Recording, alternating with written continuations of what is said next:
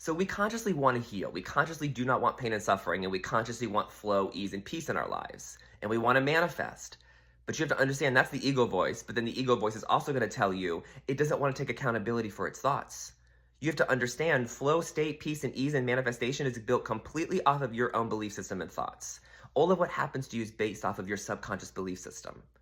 So if you can't revisit your parents in the past and forgive, not them, but the perception, how can I see how that was for my highest good? How can I see the most traumatic thing happen to me and violent thing happen to me?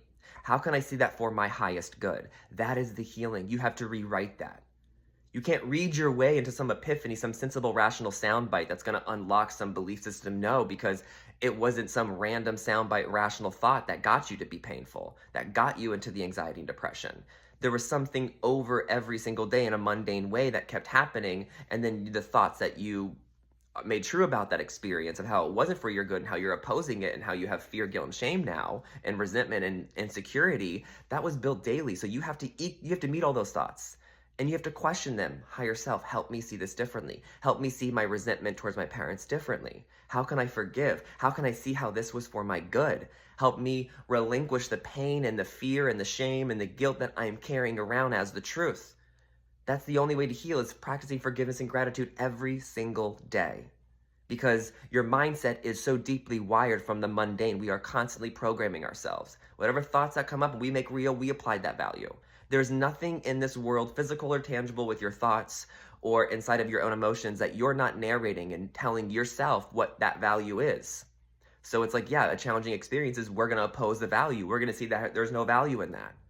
So then we're not learning the lesson, because the lesson is the value in that experience that we are telling ourselves we're the victim of.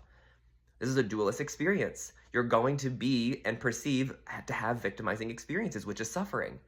There are going to be forms that are challenging us, and that's part of the life here. So you can't have flow and ease unless you meet all of your deepest, darkest fears and guilt and shames and resentments.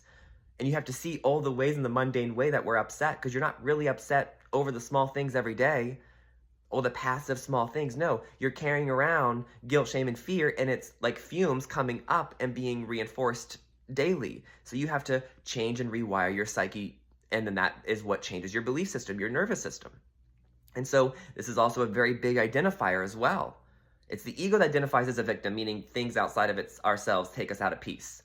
And then therefore we need to go manifest things so we can be in peace. That's being victim, because you're putting the cause to your state of being on something else. You have to forgive and learn how to heal out of that, because the only cause is your mind and what you believe. And that is a daily practice to rewire. So practice forgiveness and gratitude above all else.